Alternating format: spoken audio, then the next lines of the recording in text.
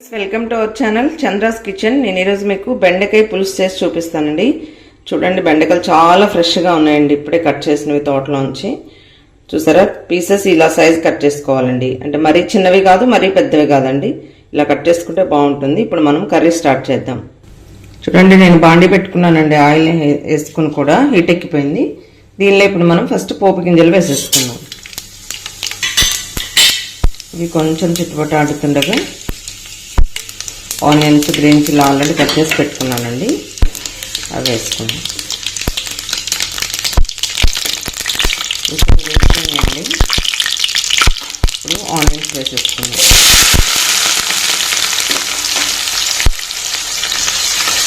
నేను ఇప్పుడు మీకు చూపించిన ఒక హాఫ్ కేజీ ఉంటాయండి బెండకాయలు. దీనికి ఒక 2 పెద్ద ఉల్లిపాయలు తీసుకున్నానండి. ఇవి కూడా ఇట్లా కొంచెం పెద్దగా కట్ చేసుకోవాలి.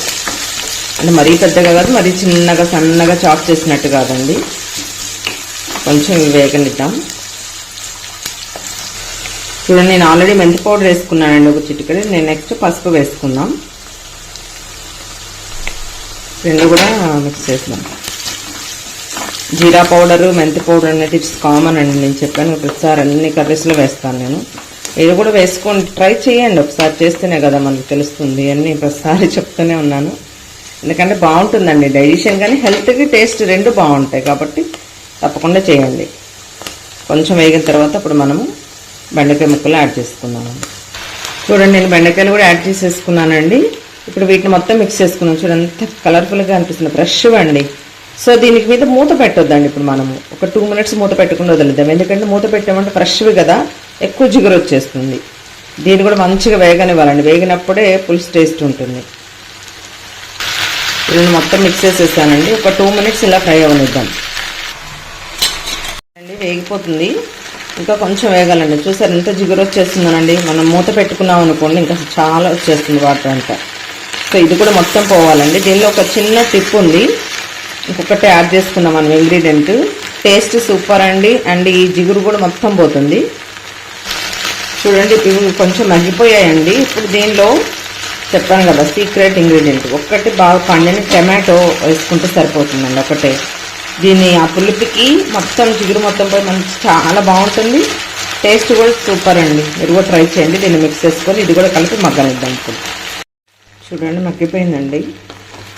చూసారా, కొంచెం అన్న జిగురు మీకు కనిపిస్తుందేమోనండి.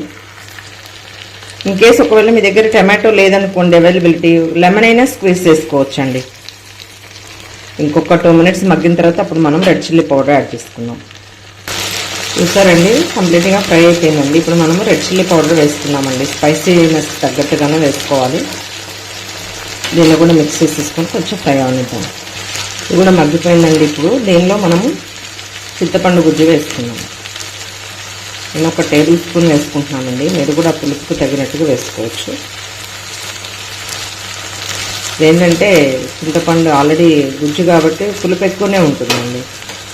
సో దీంట్లో ఇప్పుడు మనము మిక్స్ చేసుకొని కొంచెం వాటర్ యాడ్ చేసుకున్నాం. చూడండి, కొంచెం వాటర్ వేసేసుకున్నామండి. ఇదంతా మిక్స్ చేసేసుకొని ఈ పులుసు అంతా కొంచెం చిక్కపడాలండి. దగ్గరికి వచ్చే వరకు వెయిట్ చేద్దాము. దీనిలో చిన్న బెల్లం ముక్క వేసుకుందామండి. ఇప్పుడు చిన్న బెల్లం ముక్క వేసుకున్నామండి. చూసారు, నేను వేస్తున్నాను. కొంచెం ఎక్కువ తినేవాళ్ళు వేసుకోవచ్చు, లేదంటే కొంచెం తక్కువైనా వేసుకోవచ్చు అండి. ఇది వేసుకోవటం వల్ల ఏంటంటే టేస్ట్ బాగుంటుంది, చేంజ్ అవుతుంది.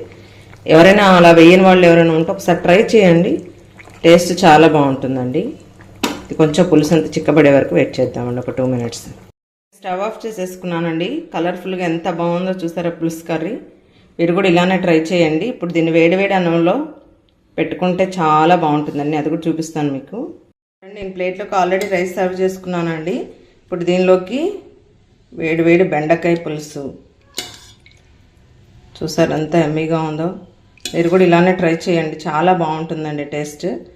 నెక్స్ట్ దీని కాంబినేషను చిప్స్ అండి. చూసారా, చాలా ఎమ్మీగా ఉంటుంది. మీరు కూడా ఇలానే ట్రై చేయండి friends. Thank you for watching my channel. Please like, share, subscribe.